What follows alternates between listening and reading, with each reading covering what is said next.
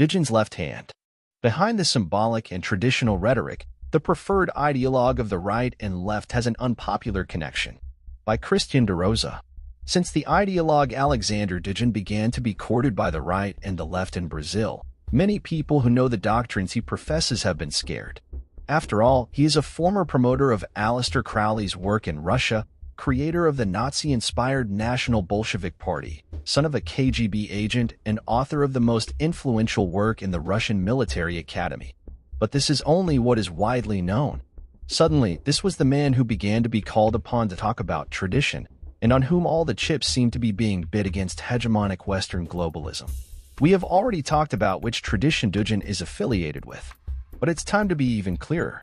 After giving an interview to the Studio 5 Degrees Elemento channel, linked to financial speculators and other right-wing influencer gurus, Dugin appeared on the Workers' Party website Brazil 247, whose columnist is the leader of the Duginist movement New Resistance, Rafael Machado. Likewise, Breno Altman, known for his website Opera Mundi, formerly financed by George Soros, complained about a Workers' Party ideological patrol that was preventing him from interviewing Dugin. Altman is known for interviewing José Dirceu and leaders of the national and international left, always in a strategic think tank to think about alternatives of interest to the left. It is not strange for leftists to link up with Dugin. After all, the Russian is a devotee of the entire metaphysical tradition that built the revolutionary mentality, as we will see. For Catholics, however, this becomes more problematic. After all, we are talking about an ideologue who openly defended the destruction of Catholicism in Poland by strengthening Freemasonry in the country. This is the universe that supposed Christians are entering to fight globalism. But the fight against globalism, according to Dugin, must be carried out by organizing murders, sabotage and fires, said Dugin in a chilling interview. Catholicism must be destroyed from within, and to do this we must strengthen Polish Freemasonry, support certain decadent secular movements, promote a heterodox and anapapist Christianity. Catholicism can never be absorbed into our tradition unless it assumes a nationalist and anapapist character. If Poland had a lodge like the Irish Golden Dawn, with leaders like William Butler Yeats or Maud Gonne, who were Catholics but also fanatical occultists inspired by Celtic culture, then there might be some hope in Polish Catholicism. These people would be able to tear down Catholicism from within and redirect it towards something more heterodox and even esoteric. My friends in Poland tell me that all their groups have links to Thelema or the ideas of Aleister Crowley. To understand a little about the ideas of this mysterious Russian with the face of Rasputin, it is necessary to probe the spiritual roots and the path through which Dugin became a good option for both the right and the left. This involves a lack of knowledge about what Gnosticism is, a set of doctrines that encompass Western and Eastern esotericism. This is, therefore, the tradition that Dugin used to enter politics and promote the combined immanentization of several regional eschatologies to instrumentalize them in the service of Russia. This is the traditional way of creating revolutionary ideologies, according to Eric Vogelin, an author widely promoted by Olavo de Carvalho, but apparently still unknown to conservatives. What is Gnosticism? There are two currents in esotericism called the right-hand path and the left-hand path.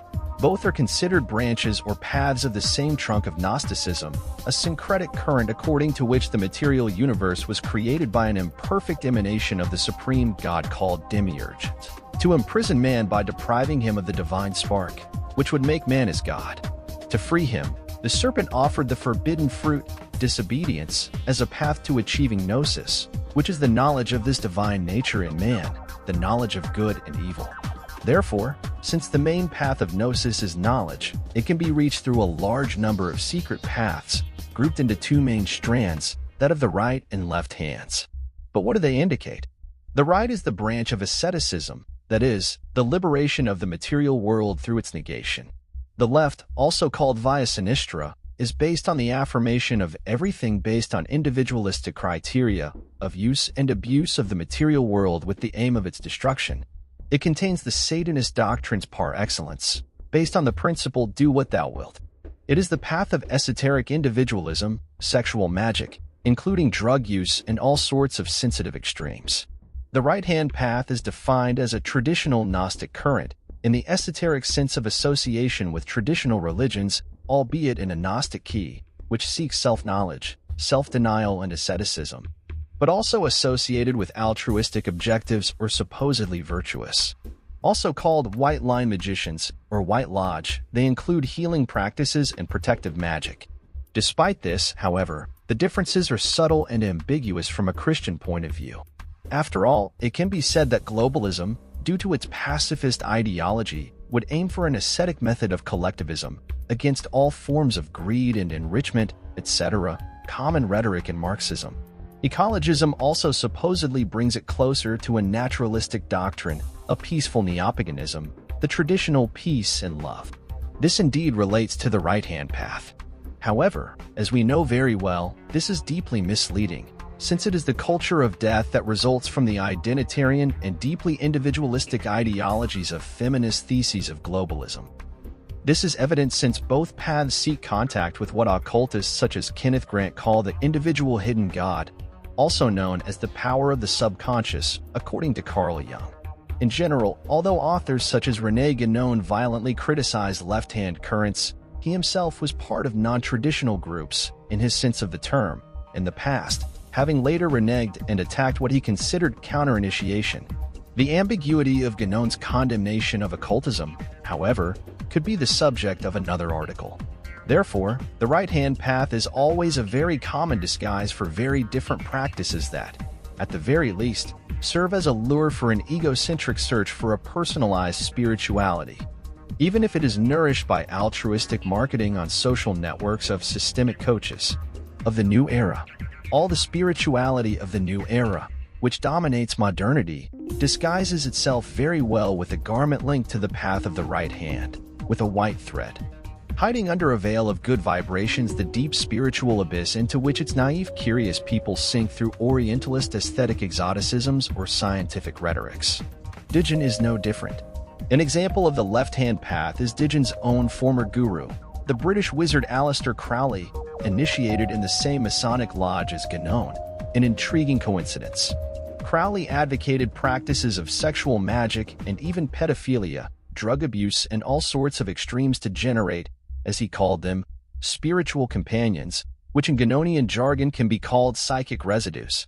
This is what we Catholics call evoking demons or subtle forces of nature for one's own benefit, that is, in a practice of hedonistic individualism, which can also be associated with political practice, the struggle for power. Dugin is closely associated with the left-hand path. This is proven not only by the logical conclusion of his practices and dissemination of contradictory beliefs, but by his own words. Perennialist traditionalism was, for a long time, Dugin's calling card to access the highest spheres of power in Europe, thereby forging the very European right that is now in his hands. Then, his adherence to Heidegger was understood as a departure from traditionalism. However, this perennialism remains the metaphysical basis with which the Russian spreads his left-handed counter-initiation. For him, the best interpreter of Guénon is Hermann Wirth, the creator of the Nazi SS, a connoisseur of the Germanic past and a faithful guide, according to him, in the rescue of local traditions for political instrumentalization, a characteristic mark of the opportunist chaos of the left hand. In a text entitled The Gnostic, published in Brazil in 2012 on the website Legio Victrix, a traditional supporter of the ideologist, there are no doubts regarding adherence to the left-hand path. Even adopted by Hitler when presenting to the world the emblem of the Sinistrajar swastika, which indicated the direction taken, which was understood by the entire world of esotericism and occultism, so that there is no longer any doubt about left-hand Gnosticism. We can read in Dugin's own words, in his text presented here in full, in which he conclusively considers that only this path is the only and true one. Humanity has always had two types of spirituality, two paths, right-hand path and left-hand path. The first is characterized by a positive attitude towards the surrounding world. The world is seen as harmony, peace, balance, kindness. All evil is seen as a particular case, a deviation from the norm, something dispensable, transitory, without deep transcendental reasons.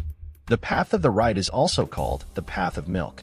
It does not hurt the person, it preserves them from the radical experience, removes them from the immersion and suffering, from the nightmare of life. This is a false path. It leads to a dream. Whoever follows it will not get anywhere. The second path, the left-hand path, sees everything in an inverted perspective. Not milky tranquility, but black suffering. Not the silent calm, but the tortuous, headlong drama of a harrowing life. This is the way of wine. He is destructive and terrible. Anger and violence reign there.